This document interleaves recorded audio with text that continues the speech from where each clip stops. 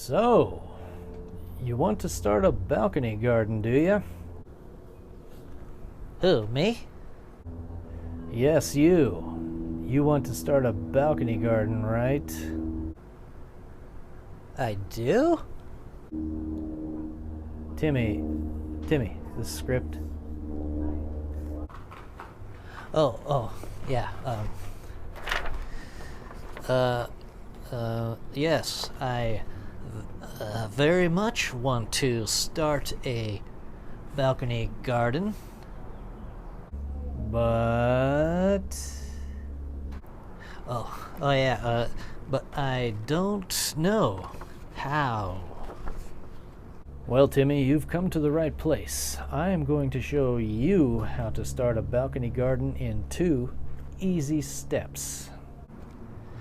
Gee, mister, sounds swell. It certainly does, Timmy. Are you ready to start your very own balcony garden right now? I sure am, mister. Great. Let's get started. Step number 1, find a balcony. Like this one? That's perfect, Timmy. Step number 2, place some plants on that balcony. Like these? Yes. Great job, Timmy. Now you have your very own balcony garden.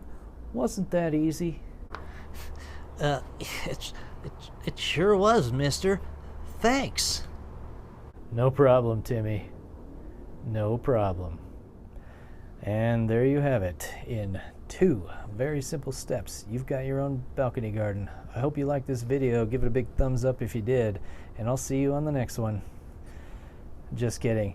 There's a little bit more to it than that, but it is almost that simple. A simple balcony railing planter like Timmy had over there is all you need to get started on your own balcony garden. There are many other techniques you can use to maximize the space on your garden: trellises, shelving, vertical gardens, etc. But today I'm going to show you one of the simplest ways to get started on your balcony garden, and it's that railing planter that Timmy was using. So let's go ahead and get started. To create the planter you saw Timmy with earlier, it's fairly simple. You're going to need a pot similar to this. Doesn't have to be this exact same size or shape. Once you have your planter selected, you'll need something to secure it to the rail. Simply setting it like this and hoping for the best is a bad idea. So what I've been using lately are these brackets that I bought at the Home Depot. There is some assembly required, but if you've been studying my videos carefully, you know there is a shortcut. And here we are, fully assembled, 2 brackets that go right over the railing like this. The planter sits right there, and then you secure it with these clips that just bend down, and they will fit on almost any planter. Now, let's get started with the plantings. This planter box here is fairly simple, shallow, great for herbs and flowers. I always place a little bit of paper bag material in the bottom to keep the dirt from clogging up the holes and going into the tray underneath. This is an easy step. Fill your planter with dirt. This happens to be an all-purpose potting mix. It's great for these kinds of planters. It's ready to go. You don't need to add any amendments or anything. It will certainly support herbs and flowers, and all that makes this project very simple. This is a huge bag. You do not need to buy a bag this big. But because I have a lot of pots, not sure if you can see them, and I'll be doing a lot of planting out here, I went ahead and splurged for the big bag. So this thing will last quite a while. Anyway, let's get started with filling this planter with this soil.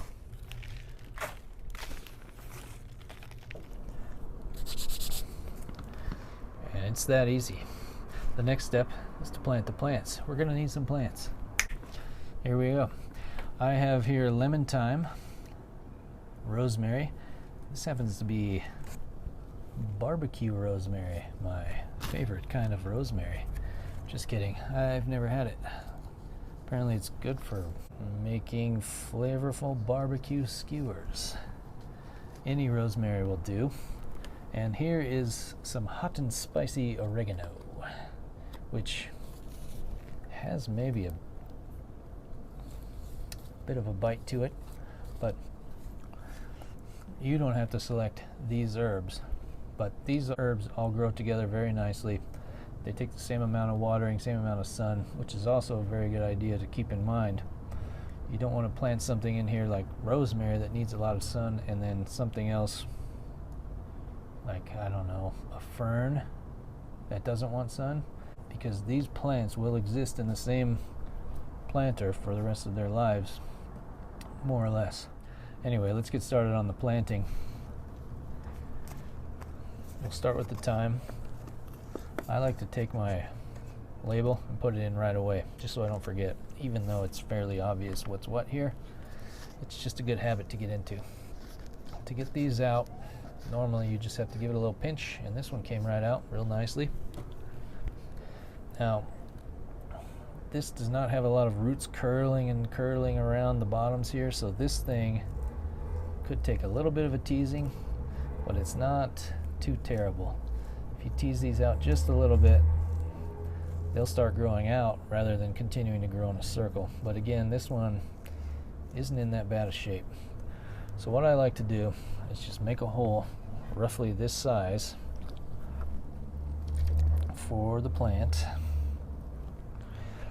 And you want to make sure that when you plant it, you lower it to the level of the other soil. You don't want the other soil being up here or down here. You want it right here, just like it is right now.